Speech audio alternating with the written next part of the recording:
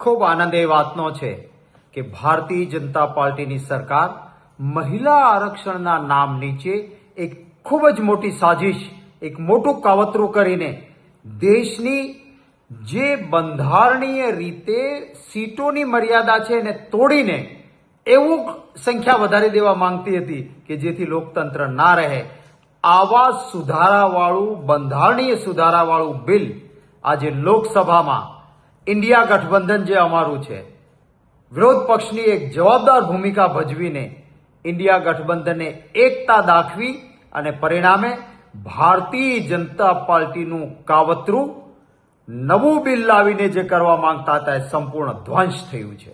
2023માં મહિલા અનામત બિલ આવ્યું ત્યારે તમામ વિરોધ પક્ષોએ દિલથી સમર્થન આપ્યું.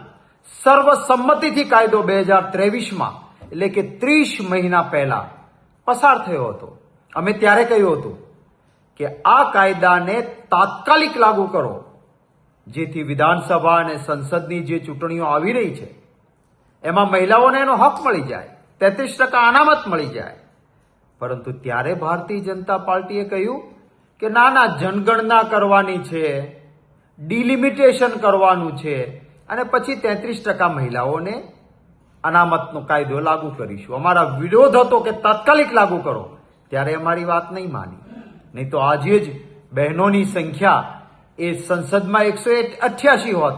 કેટલી બહેનો ધારાસભાઓમાં પણ 30 મહિના પહેલાથી અધિકાર મેળવતી થઈ હોત, પણ ત્યારે નહીં માન્યું. હવે એમને એક કાવતરું કરવું હતું કે આપણા બંધારણનો જે સિદ્ધાંતથી નક્કી થયેલો કાયદો છે એ પ્રમાણે ધારાસભા અને સંસદમાં જે સંખ્યા છે એ વધે નહીં, એ માટે બંધારણમાં જોગવાઈ કરી દીધી છે. આ સરકાર શું ઈચ્છતી હતી કે મહિલા આરક્ષણ તો એક બહાનું, એ તો કાયદો 2023માં પસાર થઈ ગયો છે, એની જરૂર જ નહોતી નવેસરથી લાવવાની. પણ છતાં એ કાયદાની આડમાં સંસદમાં સંખ્યા વધારી દો, વિધાનસભાઓમાં સંખ્યા વધારી દો અને મોટા ટોળા થઈ જાય ધારાસભામાં અને સંસદમાં, એટલે કોઈ અર્થપૂર્ણ ચર્ચા ન થાય. પ્રજાના પૈસા ખૂબ સંસદ સભ્યો, ધારાસભ્યો વધે એટલે બેફામ રીતે વપરાયા કરે અને એમની રોટલી જે પકવવાની છે લોકશાહીને નેવે મૂકીને એ ચાલ્યા કરે. એટલે મહિલા આરક્ષણના નામ પર આ એક મોટું કાવતરું હતું. અભિનંદન આપીશ વિરોધ પક્ષમાં રહેલા ઇન્ડિયા ગઠબંધનના તમામ પક્ષો એક રહ્યા.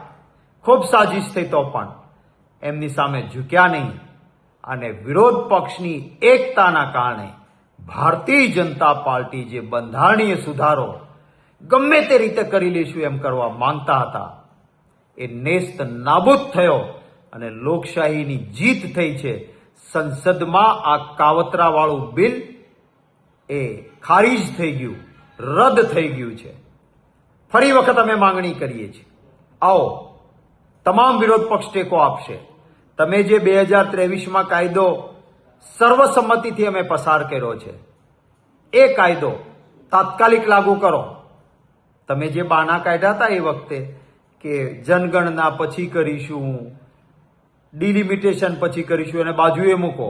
જે અત્યારે છે એમાં જ મહિલાઓને 33% અનામત તાત્કાલિક આપી દો. અમે બધા જ સમર્થન કરવા માંગીએ છીએ. હકીકતમાં ભાજપને મહિલાઓ માટે કોઈ પ્રેમ નથી. એમની માનસિકતા મહિલા વિરોધી છે. એ તો રાજીવ ગાંધીજી હતા કે જેમણે એ સમયમાં 33% મહિલાઓ માટે અનામત જિલ્લા પંચાયત, તાલુકા પંચાયત અને મહાનગરપાલિકામાં આપી દીધી. અને એટલે આજે આપણી ગુજરાતમાં પંચાયતોની, નગરપાલિકા, મહાનગરપાલિકાની ચૂંટણીઓ યોજાય છે. એમાં બહેનોને જે પ્રતિનિધિત્વ મળે છે એ સ્વર્ગસ્થ રાજીવ ગાંધીજીના બંધારણીય સુધારો કરીને મહિલાઓને અધિકાર આપ્યો એના માટે થયું છે. હવે સંસદ અને ધારાસભામાં પણ તાત્કાલિક લાગુ પડવા માટે અમે માંગ કરીએ છીએ કે લાવો આને કરીએ.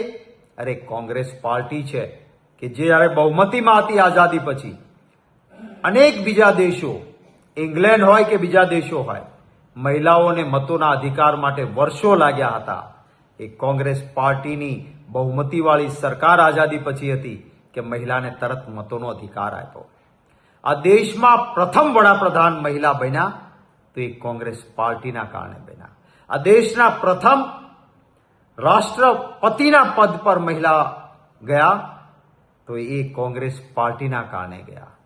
દેશની સૌથી મોટી સંસદ કહેવાય એમાં, દુનિયાની મોટામાં મોટી લોકશાહીની આપણી સંસદમાં સૌથી પહેલા સ્પીકર એટલે કે અધ્યક્ષ એક શેડ્યુલ કાસ્ટ દલિત પરિવારમાંથી આવતા મહિલા સ્પીકર પહેલી વખત બન્યા તો એ કોંગ્રેસ પાર્ટીએ મીરા કુમારજીને આપ્યા હતા. કોંગ્રેસ પાર્ટીએ હંમેશા મહિલાઓનું સન્માન કર્યું છે. આવા અનેક દાખલા આપી શકાય એમ છે. ભારતીય જનતા પાર્ટી મહિલા સન્માનમાં માનતી નથી. પછી અંગત જીવનમાં હોય તોય ભલે અને રાજકારણમાં હોય તોય ભલે, એમને તો મતોના રાજકારણ માટે જ માત્ર કામ કરવું છે. ફરી વખત અમે માંગ કરીએ છીએ કે મહિલા આરક્ષણ બિલ 2023માં સર્વસંમતિથી પાસ થયું છે. આ સરકારે એને મોડા કરવાનો જે નિર્ણય કર્યો છે એને બદલે તાત્કાલિક લાગુ કરે આવે અમે સર્વસંમતિથી ટેકો આપીશું.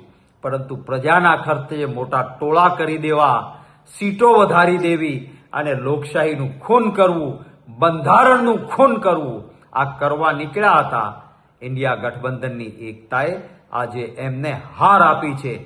ભારતની લોકશાહીની આ જીત થઈ છે. સૌએ જે સહયોગ અને સાથ આપ્યો એ સૌનો ખૂબ ખૂબ આભાર. જય હિન્દ, જય જય ગરવી ગુજરાત.